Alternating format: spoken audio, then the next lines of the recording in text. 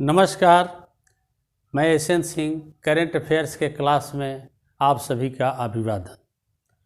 आज मैं एक नए टॉपिक की चर्चा करेंगे जो सिविल सर्विसेज बीपीएससी से लेकर के हर एग्ज़ाम में पूछा जा सकता है, और वो है सतत विकास लक्ष्य, सस्टेनेबल डेवलपमेंट गोल यूएनओ का जो 17 लक्ष्य है उसको 2030 तक प्राप्त करने का लक्ष्य रखा गया है।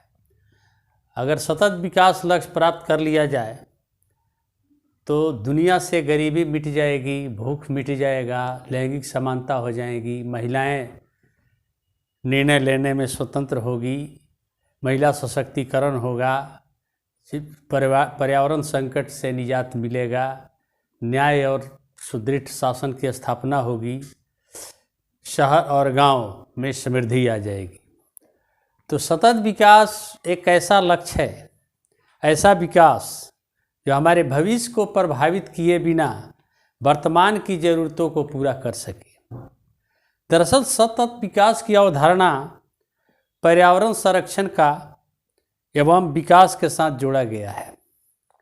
बढ़ती आबादी, औद्योगिकरण ने जिस तरीके से पर्यावरण को नुकसान किया है और फिर विकास किया है, तो एक विश्व में बहस चली विकास बनाम विनाश कि यह तेज औद्योगिकरण जो है ये विकास नहीं है बल्कि विनाश है।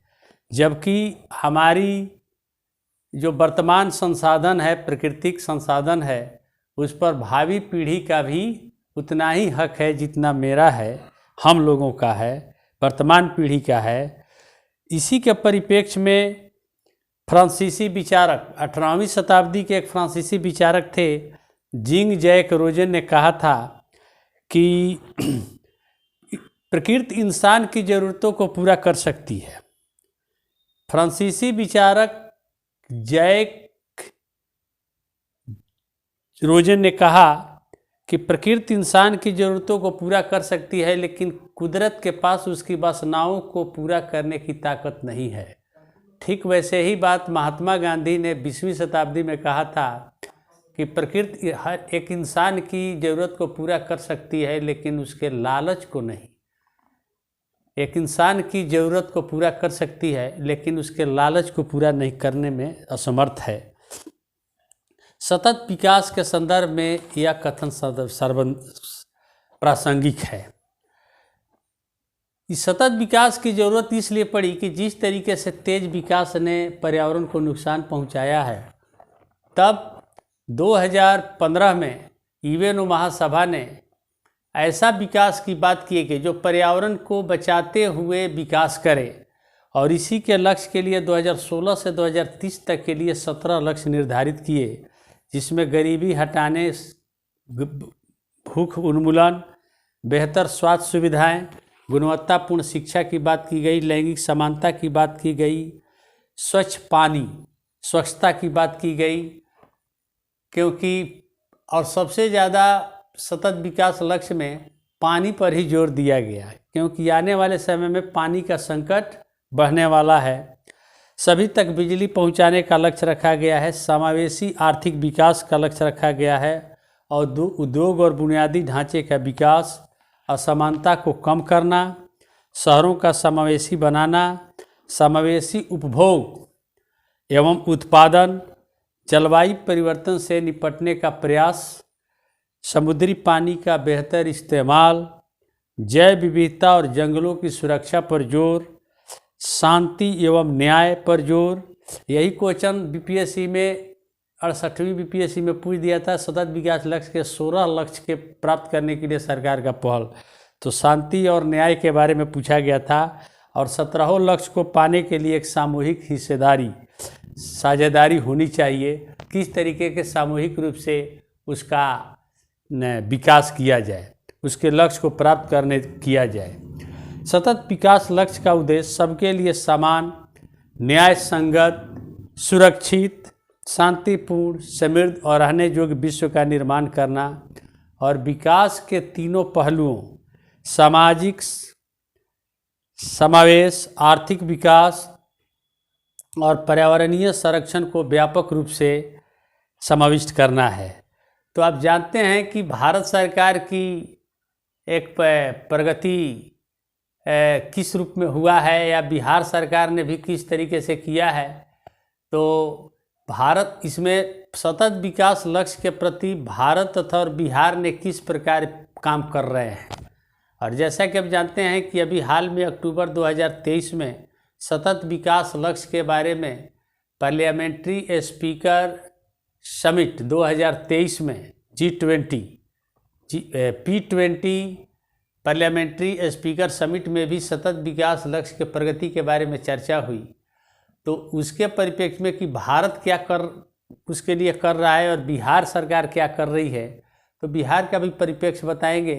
तो इस सारे लक्ष्यों को प्राप्त करने के लिए भूख और मिटाना, गरीबी हटाना, लैंगिक समानता, गुणवत्तापूर्ण शिक्षा, जलवायु कार्रवाई से ले इस सारे बातों पर, स्वच्छ पानी के लिए बिजली पहुंचाना, नवीकरणीय ऊर्जा को सभी तक पहुंच करना, ये सारे लक्ष्यों को प्राप्त करने के लिए भारत और बिहार क्या कर रहा है।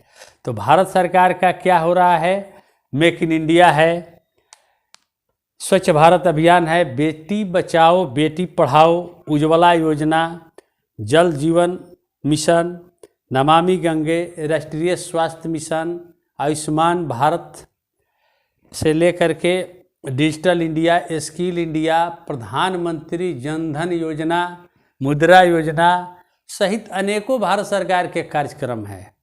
उसी तरीके का बिहार सरकार का भी बहुत सारे कार्यक्रम है। जैसे महिलाओं की सशक्तिकरण के लिए बिहार सरकार ने भी महिलाओं को, आप अभी जानते हैं कि भारत सरकार ने संसद में नारी बंधन अधिनियम भी पारित किया महिला सशक्तिकरण के लिए, जो लैंगिक समानता का 5वां लक्ष्य है लैंगिक समानता के लिए, तो प्रयास किया गया। उसी तरह बिहार सरकार ने भी, बिहार पहला राज्य है जो पंचायतों में और नगर पालिकाओं में 2006 में ही 50% आरक्षण महिला को दे दिया। उसी प्रकार आज के डेट में मुख्यमंत्री कन्या उत्थान योजना से लेकर के साइकिल योजना, पोशाक योजना, प्रोत्साहन राशि मिल रहा है। सिविल सर्विसेज में अगर महिलाएं सफल हो जाती है तो उसमें भी प्रोत्साहन राशि मिलते हैं। इसके अलावा हर नौकरियों में 35 से 33% आरक्षण की बात की गई है। गुणवत्तापूर्ण शिक्षा की बात किया जा रहा है। स्वास्थ्य की सुविधा की बात हो रही है। इसके प्रयास किए जा रहे हैं। बुनियादी ढांचे के विकास किया जा रहा है। इसके साथ साथ पर्यावरण को बचाने के लिए जल जीवन हरियाली अभियान की शुरुआत हुई है, हरियाली मिशन की शुरुआत हुई है। और आप जानते हैं कि बिहार देश का पहला राज्य जो जापान के सेंडाई आपदा न्यूनीकरण पर एक सेंडाई घोषणा पत्र बना था 2015 में, उसके परिप्रेक्ष्य में बिहार पहला राज्य है जो आपदा से निपटने के लिए आपदा न्यूनीकरण रोड मैप 2016 से 30 अप्रैल 2016 में जारी किया था। तो इस तरीके से बिहार सरकार भी इसके लिए बड़ी प्रयास, हर घर बिजली पहुंचाने का काम हुआ है।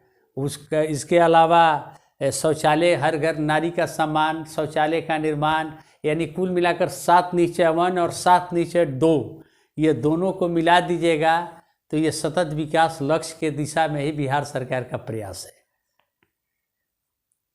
तो इस तरीके से सतत विकास लक्ष्य अगर प्राप्त कर लिया जाए तो विकास के तीनों पहलुओं, जो सामाजिक, आर्थिक और पर्यावरण को ध्यान में रखते हुए जो विकास होना चाहिए, उस पर बिहार सरकार और भारत सरकार प्रयास कर रही है।